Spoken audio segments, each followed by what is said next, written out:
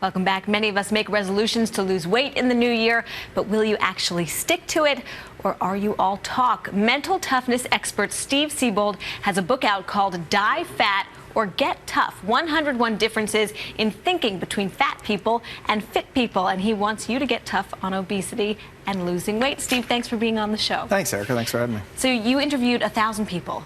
Right. And you came up with this different way of thinking. There are kind of different bullet points. So let's get right to them.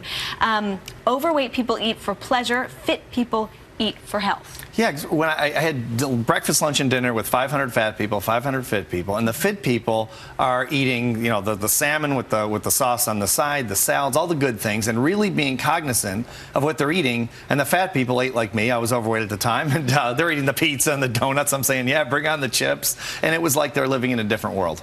Now, can the fit people, though, also enjoy eating? I mean, you're not saying you can't enjoy eating. They really do. It's just their purpose of eating is different than the rest of us. They're eating for health and energy and vitality, and we're eating for pure pleasure of the taste of the food. Okay, another different way of thinking. Overweight people believe diets are fads. Fit people believe diets are strategies. Right. Diets are like budgets. I mean, no matter how much money you have, it's probably a good idea to be on a budget and stick to it as a system, as a systematic process. So diets are not to be used for crash courses in losing weight. They're an ongoing systematic process to be healthy.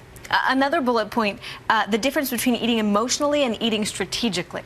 Yeah, we found a lot of the fat people ate to sort of fill an emotionally bad feeling, or maybe they were depressed or something like that, where fit people really avoid that. They don't blend logic and emotion into their eating and exercise habits. And another thing is perspective about exercise. So overweight people see exercise as a burden. Fit people see exercise as a privilege. Right. They really enjoy, the fit people you interviewed really enjoy exercise. They make it a part of every day or almost every single day. And they really enjoy it, and they talk to themselves about it in a positive way until it becomes a belief. Yeah, so you have so many more of these. Obviously, we can't touch on all of them, but I wanted to talk about your advice for people who really want to make an effort at losing weight. Maybe January 1st was day one for them.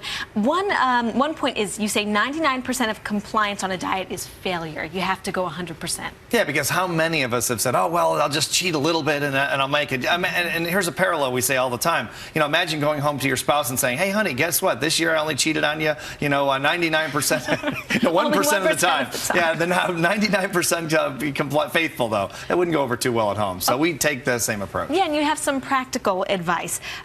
Create a vision board. What's a vision board? Well, some of the fit people create these. They cut out pictures of bodies and like they want to look like, and they scotch tape it or they glue it onto a little poster board. You got to put it on the fridge. Yeah, you put it on the fridge. It sounds a little goofy, but it really works because you're inundating your consciousness with these images and of your goal, and it really works well. Well, a similar idea to that, I felt, you say write a letter describing how you want to look in the next 6 months, a year, and read it every day. Yeah, write a letter like to a friend you haven't seen in 6 months and say, hey, Joe, hey, Jane. It doesn't have to be a real friend. It could be a fictitious friend, and say, you won't believe it. I've lost 22 pounds. I feel great. I feel more energy. I'm sleeping better. Everything is better in my life. And so you can kind of, test drive, if you will, your new self. And a lot of it has to do with taking responsibility for yourself. No excuses. Right. This is why I really disagree with Mayor Bloomberg, the soda ban, and also the federal government's kind of perspective that this is not our responsibility because we're fat. I mean, I was 40 pounds overweight, and no one showed up at my door with pizza and donuts. I was really good at doing it myself. And so I think we need to grow up emotionally,